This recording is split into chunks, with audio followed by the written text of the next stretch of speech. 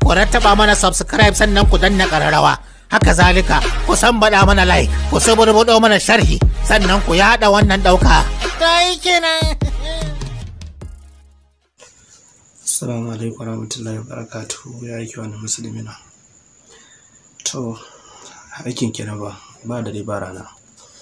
Gaba da ba shawarwari da gudunmawa akan yan uwa.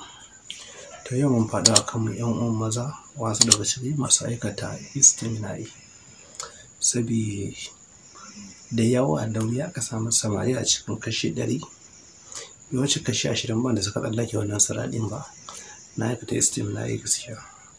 Balle ma illahi mafi yawanci yan uwan mu yan boko ko sun fi shiga wannan matsala ɗin, ko kuma mace duka dai ba za a ware ba.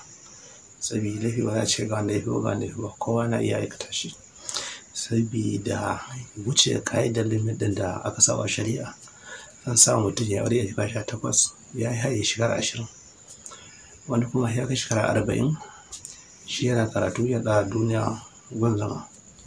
Wani ba shi ne mafita ba, ka samun dama ka yi aurenka ka wuce gun, sabida halin rayuwa ba inda ba ta iya juyawa kuma ba inda ba ta kasancewa.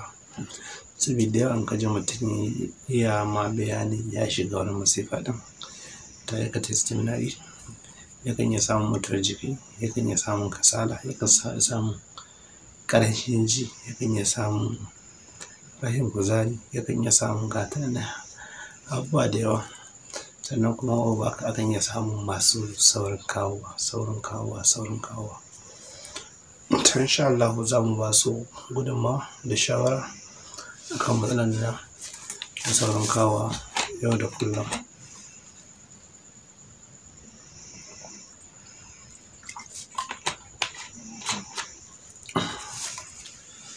To alhamdulillah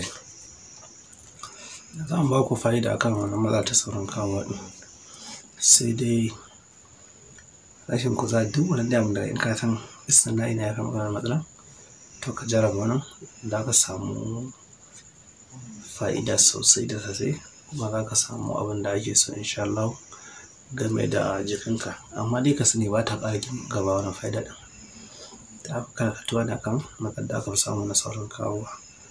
Na fatan kowa kuma ya ji sai ya amfani. Abin da aka nema abu guda 3 ne.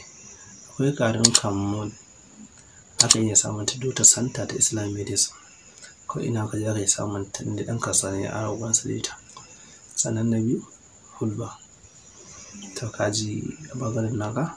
Na 3 su zuma ma ka tabbatar fara saƙa, hakan ma ka tabbatar garanti ce kuma mai kyau ne, ita za ka yi amfani. Don ka samu nan kayan kashin da za ka yi, in ka samu karin kamun misali cokali 6, ka samu ruba misali cokali 3, sai ka samu ruwan ɗumi tafashashe misali rabin kofi, sai ka zuba kamun cokali 6, ka samu ruba ɗin nan cokali 3, sai ka zuba, sai ka bar ta tsawon minti 5 ko rabin minti 10.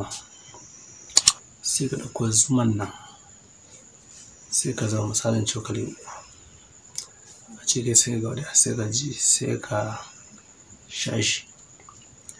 In ka sha shi tsawon sati 3 ko sati 2, to za ka samu duk abin da ake nema game ga lafiyanka, wanda ya shafi kuzari da sauran makamantan wannan. To ga fa'ida za a faɗa ta nan gaba, ko don ma kan tsawaita shi taƙaitacce wanda za a samu fahimta kuma da amfani da shi yau da kullum. Da fatan kun ji. Ga wanda zai yi tambaya zai ta kuma section, ga masu kayan mu ga phone number ɗin mu ta WhatsApp number. Na 2 kuma sannan ga masu buƙatar shiga group, akwai a description ku danna za ku samu, sai ku shiga, sai ku je ku saurari fa'idodin da muka ba saura a group ɗin na Telegram. Ok, satin ɗin shi. Amma kana cikin manhajar nasu za ka yi ta wannan ɗin, za mu ƙara ma. Kuma ga masu kayan mu, in ka ƙi mu ta shiga ba, ka yi mana text message ko ka yi mana wata WhatsApp. Da fatan an ji kuma an fahimta. Sannan mata da mutane kar a manta da yin share ga sauran al'umma annabi.